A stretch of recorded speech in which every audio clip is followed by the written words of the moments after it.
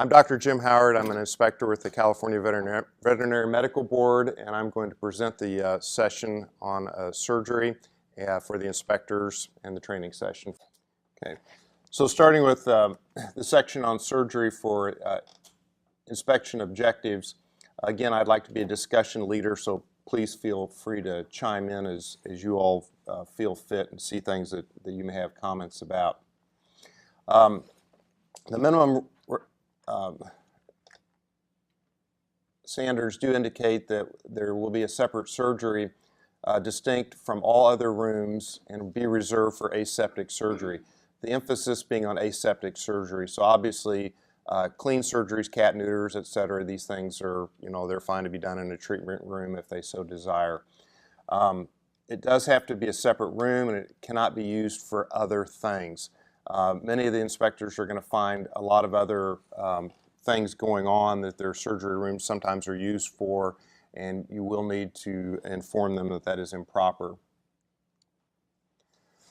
Storage is one of the biggest things that you're going to find, and in this one you see all sorts of things stored in here. You see cat carriers, there's a lot of stuff on the shelves back here that may have nothing to do, plus the shelving is open, all sorts of stuff on top of this counter and down below. The surgery room is not a storeroom, and you'll find a lot of things that just get stuck in there because they don't have any other place to put it in their limited square footage. You'll find dental units parked in there sometimes. You'll find ultrasound machines parked in there. You may find that they do their autoclaving in there. A lot of things that have nothing to do with the actual surgery. So we should limit what's in the surgery room to just the surgery room and nothing else.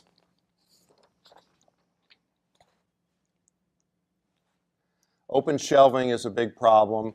Both of these pictures indicate some open shelving. This one's pretty obvious. And the standard there is to keep the dust off of things. Your packs and your supplies, they tend to get quite dusty if the shelving is open like this. So we do not want to have any open shelving. It's not up for you to tell the practice how to fix it. Your job is just to tell the practice that they can't have it, and what they do is up to them, whether they want to remodel their surgery, whether they want to put doors on the shelving that they have. That's up to them, and then they will submit those corrections to the board for review. One quick question. Yes. Yesterday I think we had asked a question about like in that picture to the left, that little table that's got the shelf underneath it there, so is that technically considered an open shelf? Depending if there's a bunch of stuff stored on it. I don't, I think it's this one right, wait a second. It's this one right here is what you're talking about. If there were things that were stored on it, they would be subject to dust accumulation. Yeah. So in other words, packs, gowns, suture boxes, things like that. If what they had down here was a machine that was necessary for surgery, like say they had a Gomco vacuum pump or something like that, I think that would be allowed because it's something that has to be accessible to use in the surgery. So, your latitude is to decide, what would be acceptable and what wouldn't be acceptable. Separate surgery. Sinks are out in surgery, as we've known for a long time. Not only do they have to have the water disconnected to the sink to make it non-functional, the drain has to be disconnected and it has to be covered. So there's ways to modify these things. This inspection here with the sink is actually one that I did, and sometimes you're so overwhelmed as an inspector that you don't notice the elephant in the room.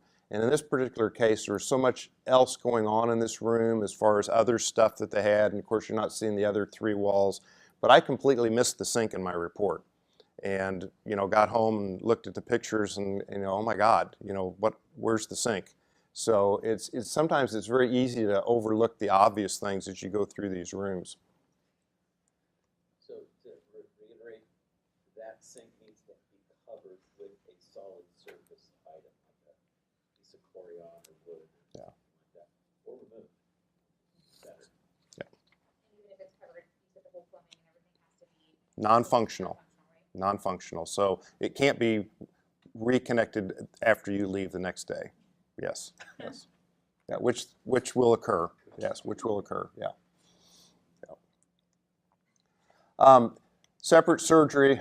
The doors must be fully closed and rendered inoperable if there's more than one door. We cannot use the surgery as a walk-through. If it has nothing to do with what's going on in that room, we can't have extra doors that can be opened to allow for outside air intrusion, dirt. This is, a set of garage doors which still has the openers attached to it up here at the top. It's a little hard to see. You can see there's a surgery table here, a light that's not getting dusty, and some stuff in boxes here. And then you can see a side door right here, and this is how they're going in and out. So would this be acceptable? It could be made acceptable if it was rendered inoperable, so we knew that it couldn't be opened at some point later in time, and also if we knew it was properly sealed and it was all done properly. It could become an immovable wall, and that's for you guys to decide in the field. And if you can't figure it out, take a picture of it, send it in to Patty, and we'll figure it out in the office. You're going to find some older clinics. This is an old house that's been remodeled. You can see a nice little cute door. And we talked about this yesterday, what a cute kitchen this was, but not being such a cute surgery room. It shares a refrigerator. There's a sink right here. I would venture to guess this window can probably be opened. Centrifuge in the surgery room here. Obviously, this is much more than a surgery room. This is a multi-purpose room, almost a treatment room, if you would. Not sure if that's a curtain back here, exactly what that is, but no way you can even close this door. This is Dr. Evans's Frankenstein room, I think it was. I don't even know where to begin on this room. There's stuff everywhere. There's a surgery table back here, an oxygen tank, radiograph equipment here. This room definitely doesn't function as a separate surgery room. Surgery lighting.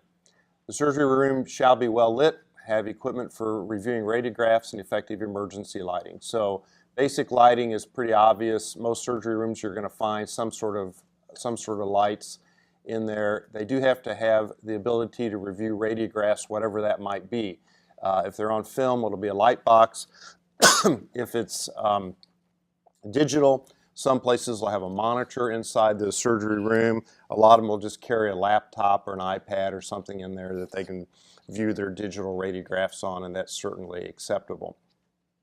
The emergency lighting, this would be adequate.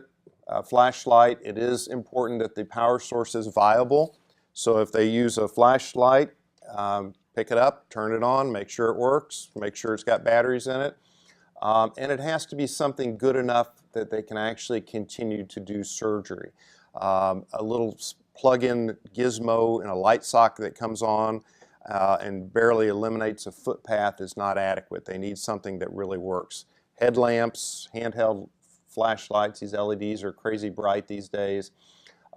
It can be something that turns on with the power as an emergency. It can be something that they can pick up and use, but it has to be available. They can't say that, well, yeah, we have emergency lighting, we've got a flashlight back in a cabinet in the treatment room. Well, it's not in surgery. It has to be in the surgery suite, and it has to be out, and it has to be available where they can get their hand on it as soon as the lights were to go out, and everybody has to know where it is. So a lot of places will say that that thing is their emergency lighting, and that's adequate for surgery. Yeah. It's not. You can't point the light into the abdomen. So when they say that, just use my example, the big dog bleeding, and say, can you see deep into the abdomen with that?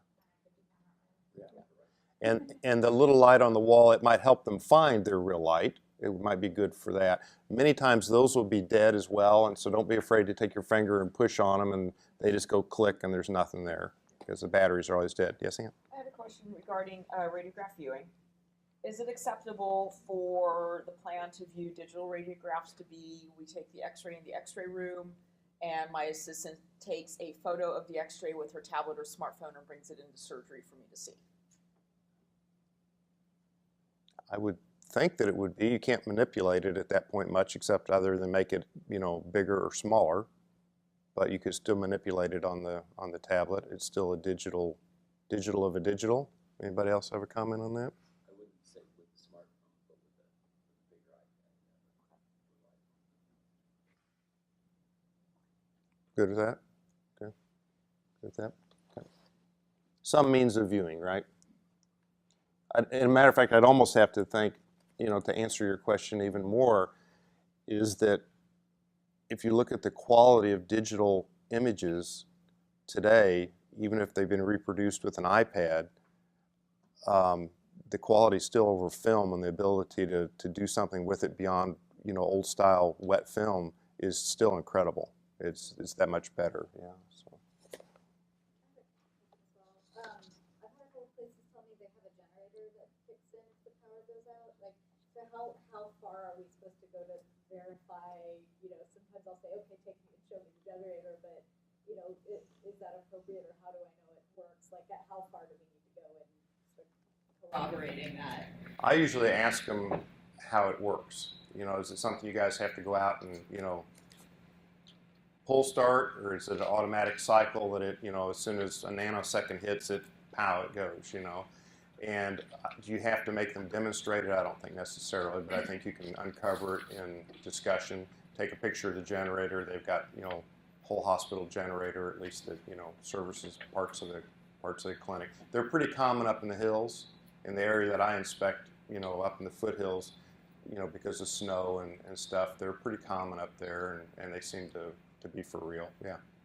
Yeah, you also find some newer clinics where they've got lighting in the ceilings, and they're somehow connected to a device much like an uninterruptible power supply, or a UPS for computers. And as soon as it senses the power going off, and those units fire the main lights back on in the surgery room and some other rooms in the clinic. Yeah. Nobody knows how they work. I mean, you go in there and the doctors go, I don't know, it just comes on. So, yeah. But I still wouldn't accept those as adequate lighting for surgery. Correct. That will light up the room, but it doesn't necessarily get them what they need to get. Now, a flashlight is cheap, really. I mean, it's $15, and you could be in pretty good shape. I agree. Yeah. Surgery floors, tables, and countertops. The floors, tabletops, countertops of surgery rooms shall be of a material suitable for regular disinfecting, cleaning, and shall be cleaned and disinfected regularly. The surgery room that we saw a few slides back, it was the garage. We don't know what the floor was in there from the picture. Cement. But if it was just a raw cement floor, it's going to be powdery and dusty, how cement is. That would be totally unacceptable. That floor would have to be painted, sealed, covered, epoxied to linoleum, or something to make it more suitable. Same things on the walls, the ceilings. If you go in there and the paint's falling off, and it's chipping, and the ceiling's half open, and the yunk's hanging down from insulation in the ceiling and stuff, no, that's got to be repaired. You have to have window coverings. If they have them, they either have to be clean, check them for dust. Mini blinds are probably the worst offenders in the surgery rooms, and ask them for a solution. You guys want to remove the mini blinds? Would you prefer to submit to the board a protocol for cleaning these little blinds? And I was in a shopping center facility where the entire wall of the surgery was nothing but mini blinds from top to bottom. And they were filthy. I said, well, we can't have this. They've got to go. And the doctor said, we can't, because it's all, if you look out at the shopping center, the entire shopping center, that's what everyone has, and that's what the owners of the complex want. And I said, well, then we need a protocol, and you guys are going to have to take these and clean them every week, and you're going to have to, present that to the board as a correction that this is how we're going to handle this, if we're going to keep those blinds in there. Some places will take they're tired of many blinds anyway, and they'll put tinting on the windows if it's a west-facing window or something like that. Check on top of your lamps. Is there a bunch of dust up there? Go through the room, General housekeeping. Well, Ceiling vents. oh, the vents sometimes will be filthy. Yeah, yeah. So lots of places to look in there for just. It's just, and that can fall back to general sanitation if you want to write them up under general sanitation as well. Endotracheal tubes must be available and kept in a clean and sanitary manner. So if you go in and you find that they've got a bunch of endotracheal tubes, but they're just laying like in vertical tubes, and down in the bottom of that vertical tube is a layer of gunk this thick, not acceptable. A lot of times you'll find them on the walls like this, but they'll be totally covered up in dust. Some places will have a clear plastic hood that covers them as they hang on the wall. That's nice because they can dry. A lot of places will store them after they're dry into drawers, you know, so they're closed in a drawer. As long as it's clean in there and dust-free, that's nice. Use your best judgment on how they're storing their endotracheal tubes. You'll see a picture later on in today's presentation of some pretty nasty endotracheal tubes. Resuscitation or breathing bags must be clean and regularly maintained. So if the practice uses ambu bags and has them present, they have to be functional. You know, ask to see, do you have resuscitation bags? Are they functional?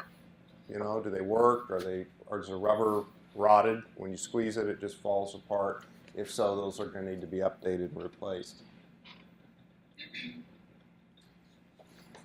Item 29, anesthesia equipment. Anesthesia equipment shall be maintained in proper working conditions according to the manufacturer's recommendations, and it will be available at all times. This is an item that has to do with, it's commensurate with the level of surgery that the practice is doing. There's going to be some practices you go into may not have any anesthesia equipment because they don't do that.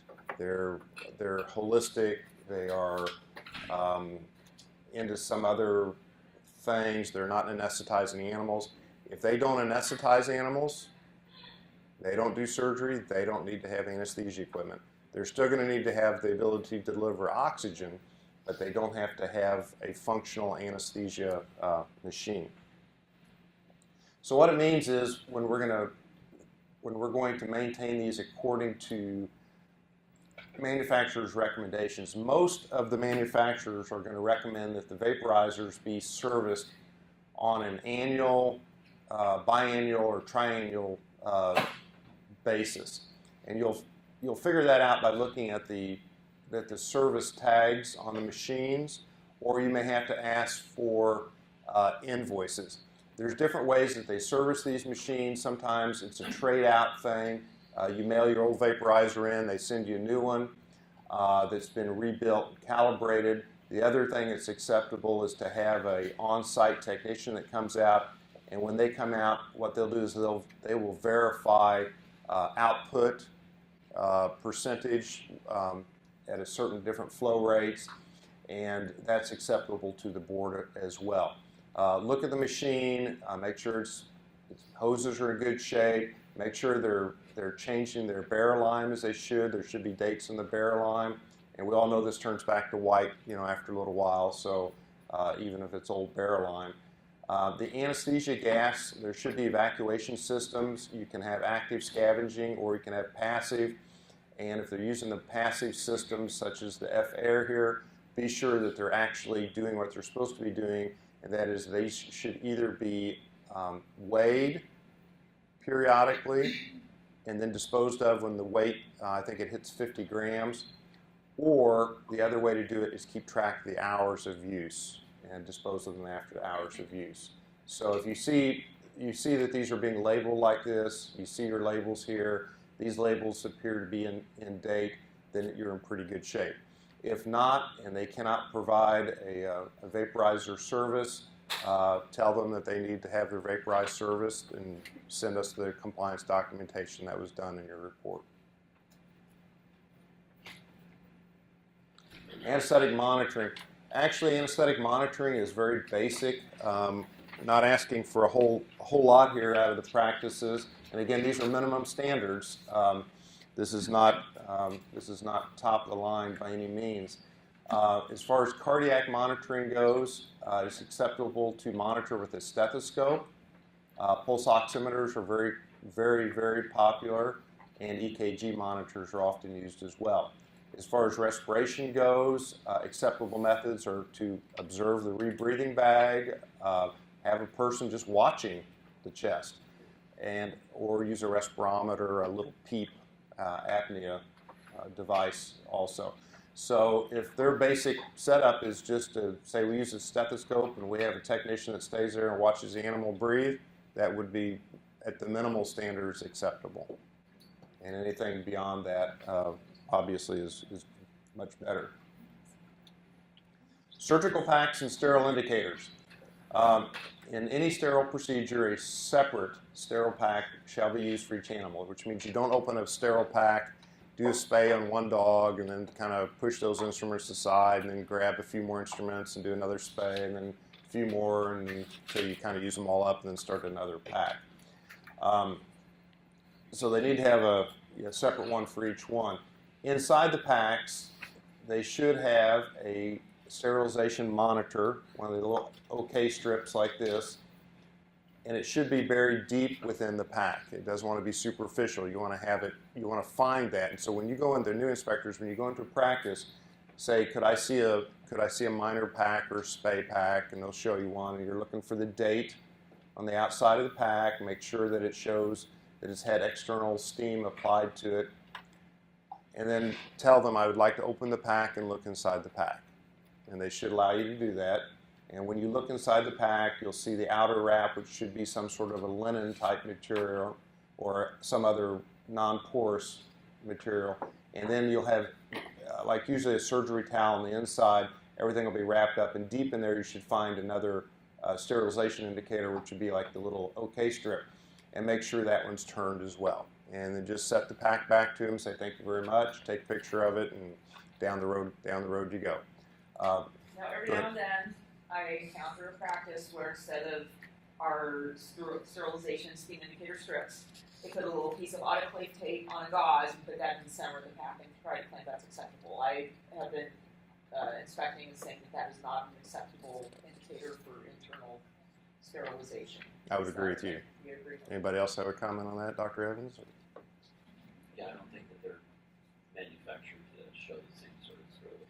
I also want to emphasize double wrapping packs. Like you said, I see a lot of them just like the one outer wrap.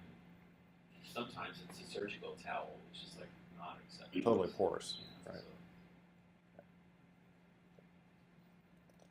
So feel free to open a pack. You should actually do that. There's actually, it's kind of interesting,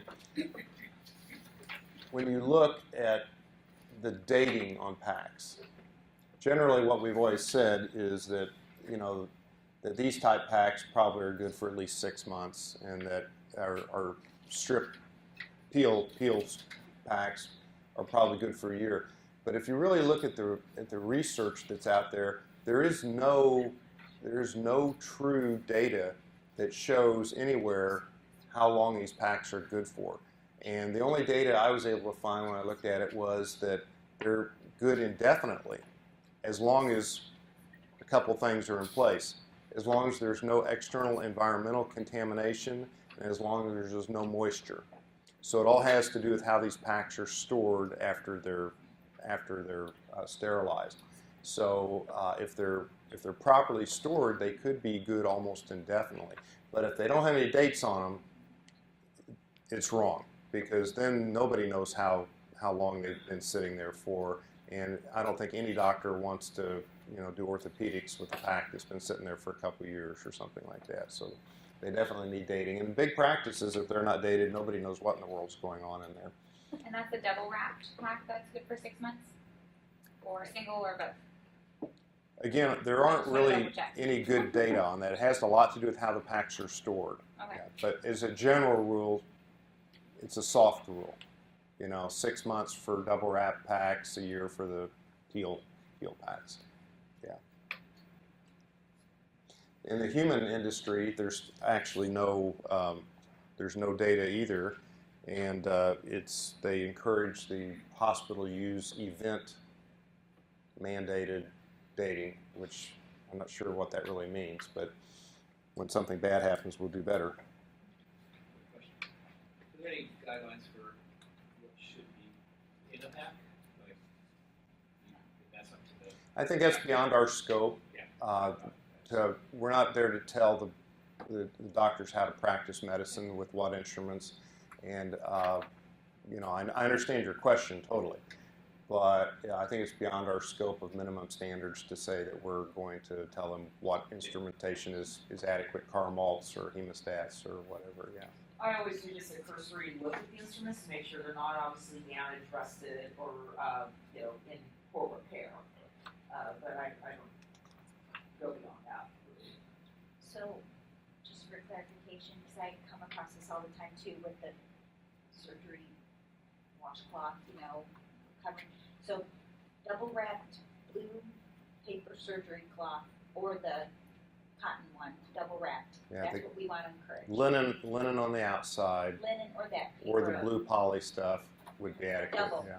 Okay. Sometimes it's referred to as barrier cloth. Barrier cloth. Yeah. If you go on the vendor websites, that's usually what you'll find that material under. Okay.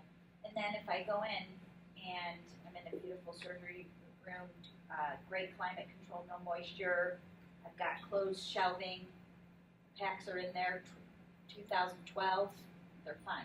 I don't need to tell them. You can mention it to the doctor and say, gosh, those look kind of old, and what they probably are going to tell you is that, well, yeah, that's packs we never use, and if we're going to pull those for surgery, we'll run them before we do surgery again. But I don't think that's a violation to have some old packs sitting around. Field packs too. Yeah. I think good climate control. As long as they're dated, so those, then the veterinarian knows what they're using. Yeah. They need to be double. The outer layer has to be non-porous, so you don't have to do double wrap of non-porous drape material. It's the outer layer that's non-porous. The inner layer can be porous, correct? Correct. Well, that pack is, outer wrap is Yeah. paper, and then the inner wrap is a. That blue surgery towel That's stuff. okay. Yeah. Outer wraps, yeah. So double, Sure. as long as the outer of the double layer Right. is non-porous, and if they're not sure, just put a drop of alcohol on it. If it wicks, And non-porous, I guess that's a term that should be defined a little bit better, because I think the acceptable outer wrap can be a linen, a tight linen type weave, yeah. And it's but probably, if you put moisture on it, it's it porous, should it's going to go through. Right, Yeah. so if it's non-porous, if we put a drop of alcohol or moisture on it, it should be correct and not wick through. But it's going to in a linen wrap. Right. Yeah. So then- Maybe non-porous is a poor term. So that's what I do if someone doesn't have the typical drape material that we're all familiar with. I'll just kind of take the alcohol bottle and put a bead on there, and then we'll talk about, well, if it wicks through, is sterility still maintained? And then Well, usually the doctor might go, That would be a little bit about storage again. How these packs are stored, if they're stored where the air conditioner is dripping on them, and things are wicking through. It's pretty standard for us to have a linen outer wrap and then a towel inner wrap. And so I don't think we can really put the non-porous, which doesn't appear in the language anyway. Non-porous doesn't appear in the language. So, yeah. The one other thing that I try to get them to do is make the outer wrap big enough to cover the Mayo stand.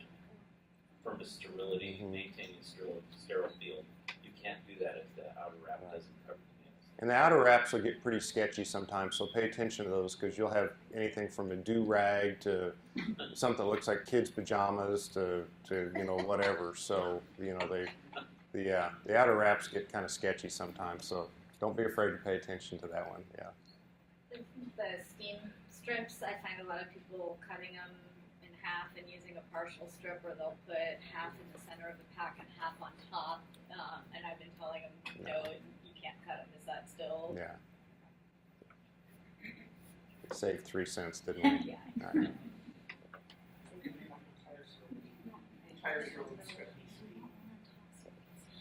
So here we go into cold sterilization, which isn't really a real word anyway, but we'll call it cold disinfection. What you're looking for when you find instruments like this, and it's commonly done, is you're looking first of all to see, is there even any fluid present in these trays? And if there is fluid present, look on the lid or on the side. Is there a change date? Does it look like the practice is changing these on a weekly basis? Do they have a protocol for their cold sterile? What's in here? What kind of things live in here? If you find a bunch of suture material and needles and stuff like that, well, then you need to ask the techs, you know, what is this? Why do you guys have suture in here? What do you use this for? You know, get some story as to why they're keeping what they're keeping in these cold sterile trays or cold disinfection trays.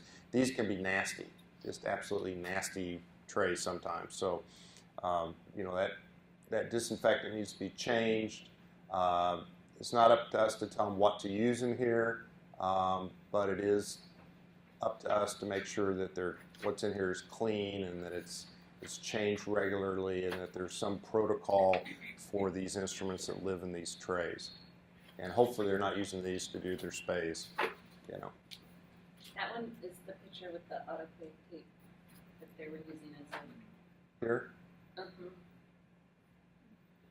Yeah, There's a little tab of autoclave it tape. was right in the middle. Oh, lying over 4 steps. Somewhere. Diagonal. Right. Here? Yeah, Oh, it's that right is. there. It's just a little piece. Oh, yeah. I can't even see that, so, yeah. That's how I know it's sterile. So nothing in this picture would be acceptable sterility. No. You have enough agent covering the instrument trays in the upper right corner, the lower left corner. You've got absorbable suture in there, which is designed to be single use only, so there is no reason to be hanging on to that stuff. And this should not be found in the surgery room, by the way. You should not be finding these trays in their operating rooms. This is not aseptic surgery, right? So, sterilization of the equipment. This pertains to a lot of other things than surgery packs. You're going to find things in practices that are not surgical instruments per se. As technology continues down the road, we've got lasers, we've got this, we've got scopes. You're going to find all sorts of stuff out there. And a lot of that is just, you know, it's going to be what the manufacturer recommends. You know, how are these things supposed to be done? And you may not know. I mean, I may not know going in how a certain scope is, you know, what's considered proper. Glutaraldehyde, or is it steam, or only ethylene oxide, or I may not know. But that doesn't mean you can't ask the practice and say, how do you sterilize, you know, this arthroscope? And what do you use? Can you show me some documentation, blah, blah, blah. And if you're satisfied with that, then that's great. If you're not, then have them provide some documentation as part of your compliance documentation. And I think we already discussed appropriate barrier material and dates, and that we're going to store the instruments or packs properly, and that we've used the method that we want to use. It's appropriate for the instruments. I just want to go back, with this number 32, so in the documentation we have here, it says date should be within the last 12 months for surgery packs, but Yep. now. That's our soft rule, but there is no, if we actually look in the regulations with the board for minimum standards, there's no dates that appear. Correct, Betty? Correct. Correct. Sanitary attire. The following attire shall be required. Each member of the surgical team will put on appropriate sanitary cap and mask that covers his or her hair and mouth, nose, and any facial hair except for the eyebrows or eyelashes. All members who will be handling instruments or touching the surgical site shall wear sterilized surgical gowns with long sleeves and sterilized gloves. Floating people in the surgery room will wear clean clothing, footwear, sanitary cap, and mask. So basically, if you're touching instruments, going to the surgery site, you know, all that kind of stuff, you need to be gloved, gowned, capped, and masked. If it's somebody who's floating in the room and say they're just popping something to you or whatever, they're going to be fine as long as they're clean, have a cap and mask on. They're not actually touching the instruments. They're not actually holding, you know, the incision open with retractors and things like that. Am I the only one that finds that picture? Yeah, she's Yes. This is not sterile. She's getting a sterile feel. She has her sterile gloves. Sterile application of the mask.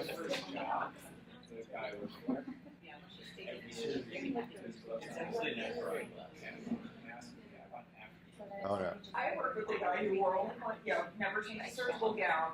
And I saw him come out of the bathroom one day and he goes back into surgery. Like, how did you manage to do your business and maintain sterile field? How did you do that? Do you still have his gloves on? But you have to say, So, why? so Dr. Evans pointed out that obviously this picture is fictitious, and we'll have to find a new picture for next year, right? Yeah, the images. Good call, Dr. Evans. Okay. And in these pictures, this gentleman's very metrosexual, but he does not have adequate coverage of his hair along the sides or the facial hair. This would be a more acceptable attire here.